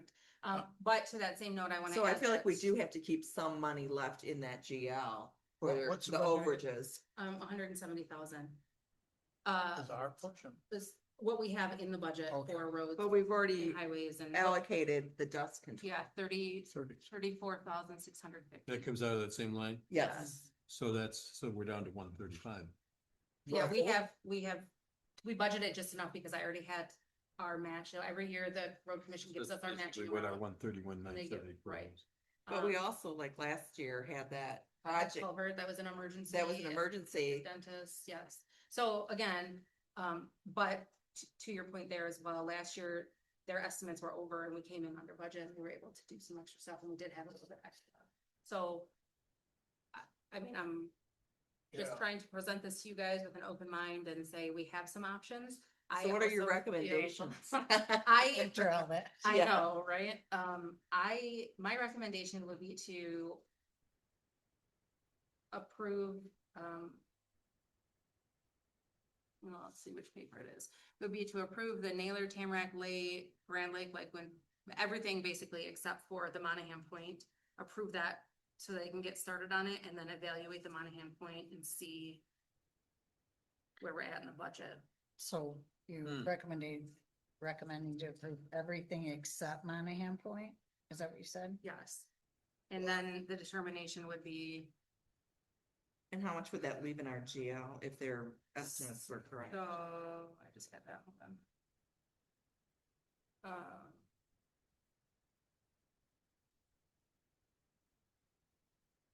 Your map. You're saying keep the Grand Lake, the one. So we would have about 70,000 left because we had in there. That doesn't sound right. I think it is. Yeah, because that, Monahan Plain project is $60,000. So, and that would put us slightly over, it would put us about $2,000 over our match if we did that project as well. I really think you could defer that Grand Lake, Lakewood and Beaglin. So we could, What if you defer that one but do Monahan Point? so then that would, Take 40,000 out of there. so we- half of that. You have to remember that these prices in the right-hand Right. column, estimated project, that's the total cost. Right, so we're you doing take half. 40,000 out of that and then divide by 2. Right, so it would leave us about 20,000.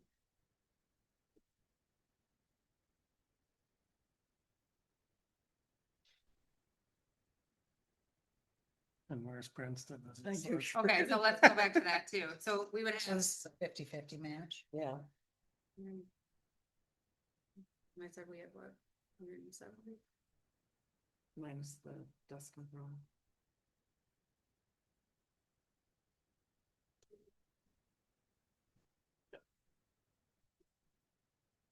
I already lost. So it'd be about 23,000. We'd have, if we did Monahan, but didn't do Grand Lake, Lakewood and Beckman. I'm okay with that You're saying how much would be left in there? About 23,000. for an emergency. Yeah.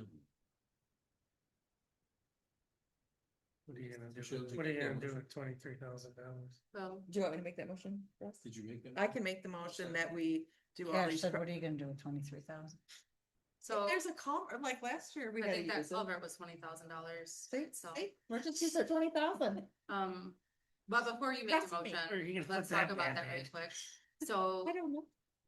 the. It's at Princeton. what's that? Wait, wait, wait. I do. Last time it startled you guys, I didn't. So going back to what you asked about the culvert, the Genshaw Golf Course.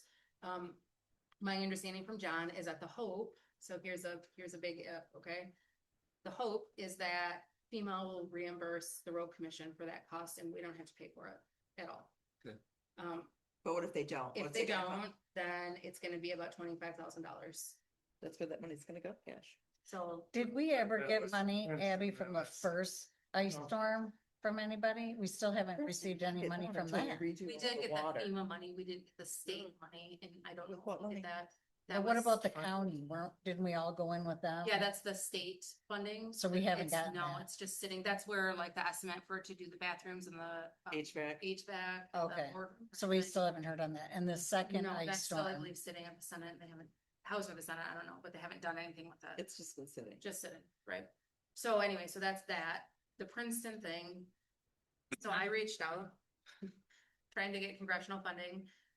And I got some estimates for that in between the roads. So that entire neighborhood is a complete reconstruct of roads. So roads, ditches, drainage, all the things. And if we're doing that, we also we have to do the water and sewer updates there as well. So you're talking about all new main, and it's just this, it's not the entire neighborhood, but and the name of the road is, Definitely Princeton. but not all the way down Princeton. It was only, no, because the way that the main runs. To the left. Yeah, so there's a couple 4-inch main, 4-inch and 6-inch mains there, right? Just shake your head. And then, so we know that the mains are not sufficient and we would need to do some work with the sewer. So the total that I got for that project from F&B's engineering and from the road commission was $5 million. And that's just, unfortunately, the situation with that is we can't do the roads without doing what's underneath. That would be a very bad Totally choice. makes sense. Well, I think historically, Yeah, no, but it would make sense. but that's what we did on Pole Road, like those special Right. investments. Right. The sewer and stuff was done before they did Yeah. the road. Yep. So, So that, Yeah. again, that is something that I looked into. I would love to be able to do that. We know it needs to be done. We know for the fire department's sake, it needs to be done as well. We need to update the water main sizes there and do some work with the hydrant or two. But it's a lot of money and we don't have that money in our budget. So. Any other questions? Need a melons or something. that's what I was gonna say. I don't think that changed your motion. Okay, so what was your, I don't even know anymore. can you repeat that? Well, you're gonna have 20-some thousand. It was to do Every- everything on this list except remove Grand Lake, Lakewood and Beckland. Defer that, you're saying to Right, next. defer that. But it do keep Monahan pointing, right? Yes. Yes. And the Moningham Point, is, they call it an overlay, so I'll just explain that quickly because why not? I'm just kidding. But seriously, so the ruts, the way that John explained this to me is when you travel down the pavement, you get ruts in the lanes from where the tires always are. And you can't just, seal coat over top of it because the seal coat follows the lay of the road, for example. So if you do it, you're just gonna end up with the same ruts. So they have to do something that he calls an overlay, and he explains something called wedging, where they basically fill those holes in and then do something over top of it. So that's what the project would be for Monahan Road. No, that's pretty bright. That's all of Monahan, but. From 23 to where the pavement is. Okay. So, Gotta be a couple miles. eh? Jeez. I don't, it's, Two of them. no, it's 45. 4,393 feet, 45. so just shy of a mile. Shy. Yeah, just shy of a mile, 1,000 feet shy of a mile almost. So, any other questions that I can't answer for you? Did somebody make a motion for I that? did. I I'll did. support it. It's on the table. Okay. It's who supported it, I did. okay? So as presented, less Grand Lake, Lakewood.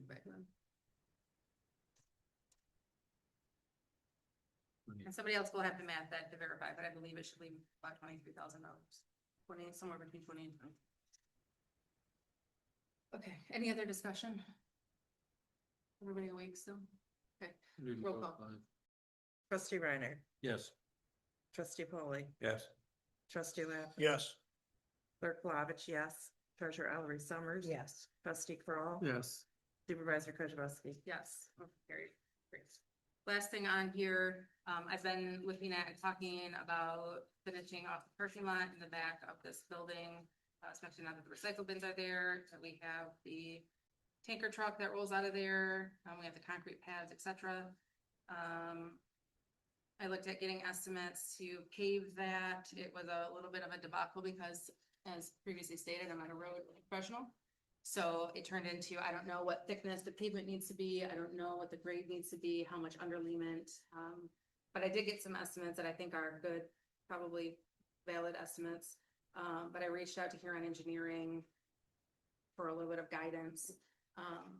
And their recommendation at that point is that we should do an engineering study if we wanted to proceed with that, so that we didn't end up with drainage problems back there and basically a puddle in the back because of the way that it slopes away from the building into that like little ditch kind of a thing in between the parking lot, I guess, and the road that goes back to the baseball fence. It seems like a lot of money to pay for that. Wouldn't the people that give us a quote on these have an idea about drainage and flow and all of that kind of stuff?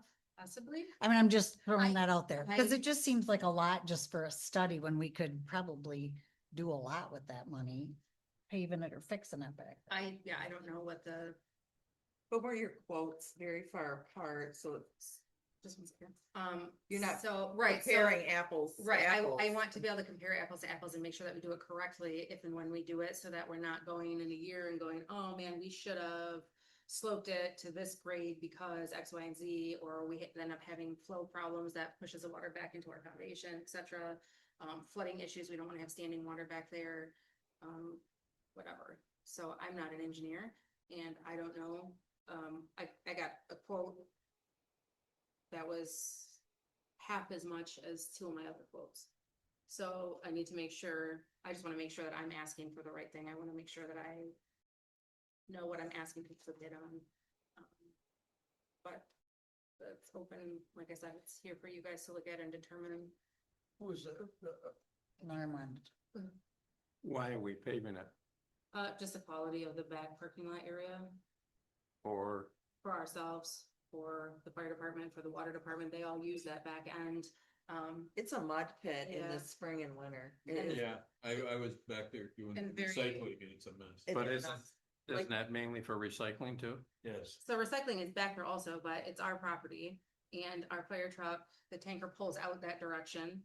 And F&B's vehicles can come out that direction as well. So to me, it's just maintaining our property and having it in good condition so that we don't have a mess back there. And we are getting another slab of pavement that Yeah, the The what? recycling has gotten donated, the concrete. Oh, I really? wonder if, I get the Nice. fact that you want it to slope away from the building, I get all that. This would all be asphalt for the most part? or it would all concrete? be asphalt. Okay.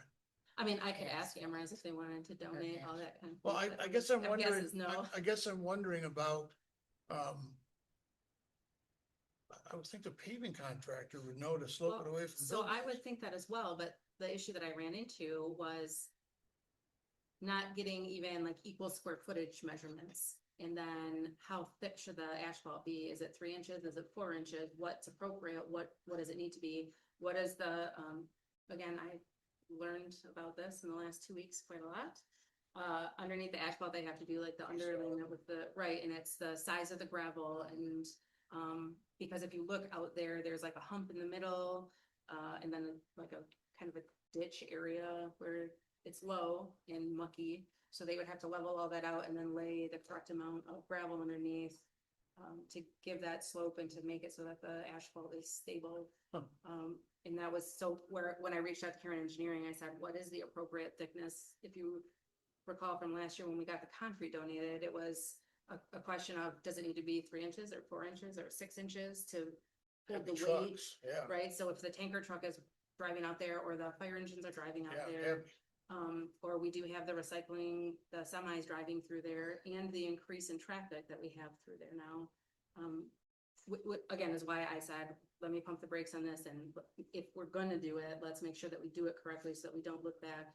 Do we have anybody else that can offer a bid on the engineering? Possibly, I just am not familiar with. Yeah, I think we should table this for a month.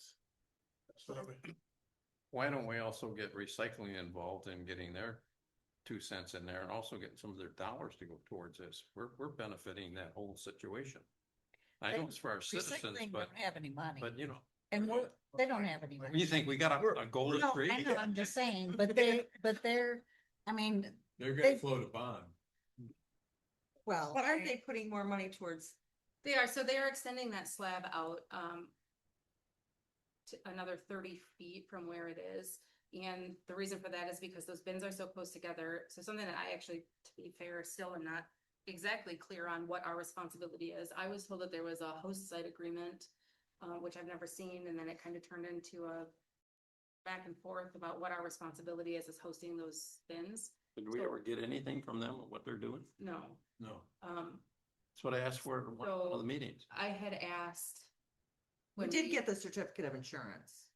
Okay, That's what you asked Yeah, for. I was told there was a host site agreement. I've never been given one, and I was told that there doesn't. I've never isn't heard of one. Right, so anyways, my point is, they're extending that out so that they can put the bins, space the bins apart so that we can put a plow truck in there to back blade out that snow.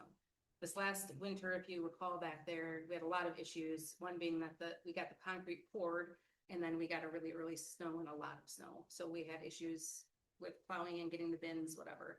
But my thought was that the bins would be placed far enough apart so that a pickup truck could easily pull in there, drop the plow and back blade out that snow so that we had somewhere to move the snow to, so it wasn't just getting packed down and turned into ice. That was not the case. But going forward, the bins will be spaced far enough apart that we can get a vehicle in there to plow them out so we don't have issues with this. Oh, they won't, because they're not now. No, they're not now, but they will be. no, they're But definitely it's not. just a mud pit. this driveway has been this dirt for gazillion years, right? And it probably has never had 1 pound or 1 truck or half a truck of gravel ever put in there, or fieldstone or limestone, whatever you put in there to give it a good base. Mhm. I mean, do we need to go to the expense of, it's not gonna be cheap. No, I mean, We've that's, had gravel dumped back there since I've been here, Norm. Yeah. CR keeps done it. Yeah. So that is an option Plus there's too. some of it's been paved back there too. that is an option section. too, but then again, so future thinking, if we pay now to put the gravel in and then decide it does need to be asphalted, we're gonna be digging the gravel back out and then, like 6 inches. Well, and the question, So- and what the study's gonna show us basically is not only drainage, but it's gonna show us, what the thickness of the pavement, what the length of time with those heavy vehicles Right. running on it, how long it'll last, because it's not gonna last forever. And if we have water running in there, it's gonna last a lot less. So- Second to the last paragraph adds a little bit more money in there too. Yeah, and Right. so that was, I think, basically just saying, if you want us to provide you the information of what our recommendation for the actual thickness To write the RFP. to write, Right. right, which, I mean, again, I'm just throwing it out there for the board to look at, and Yeah, I'd love to see another bid on this personally. I don't even know who else could do that. I don't know either, so I'm open to any suggestion you have. Does RS Scott do stuff like this? Are they even in business anymore? Beats I me. have no idea. I don't think they are. Do you know if they are? I don't know what's going on. I don't. I've seen anybody. No. Why don't you call an asphalt company and ask them to come out and take a look at it? So I've called 4 and got 4 bids. All They're different. all wildly different because I wasn't able to give them this is what it has to be. Because I have some that didn't have square footage, some that didn't have thickness of asphalt. One of them has square footage and then 2 options for 3 inches or 4 inches. But therein lies my problem is I don't know what's appropriate. Right. If I say do the 3 inches and then in 2 years it's breaking down, you guys are gonna go, hey dummy, why'd you say 3 inches? It should have been 4. Well, Well, I you don't don't know wanna because say that's too not many what and I then do. waste money, you Right. know, Right. either way. Maybe need Steve to make up another sheet where you can do like you're doing with the. with the You're insurance the company. AI guy. Sounds like you've been voluntold. So anyways, that's what that is. Yeah, Do you wanna table it or? I think, Yeah. yeah, I'm fine, I just wanna make sure that the information. So are you making a motion to Yeah, I'll table make a it? motion to table this. All sport. Any other discussions? We table it to the June meeting, Hmm. or just table it pending finding of God, another engineer? ideally, yeah, cause I'd like to know. I don't know if $4,200 is a steal or a burn. What's the name of the engineering company that the airport's using, the RS or something? I don't know. What did they use? We'll find some. You're on that, you can probably. Or are we tabling it till June Find out. or till we find out? Let's go till June, and if we need to push it more, we'll do it more, I guess. All those in favor of tabling the parking lot resurfacing project, conversation till June, signify by saying aye. Aye. Oppose the same? Thank you. Carried. This is the second opportunity for public comment. If there's anybody online in public comment, please raise your hand. 15 minutes. I thought we were just talking about it. I don't know. I'd love to hear someone's comments. Steve, can you talk for 15 minutes so Michelle can win? If there's anybody in the audience with public comment, please approach the podium. Okay, seeing none, any other discussion? I would like to discuss. You're. No, I'm serious. I do have something I want to discuss. The HVAC in the system. I think we just need to get the bid and get it done. Once again, treasurer's office has no air conditioning. There's no air conditioning in here.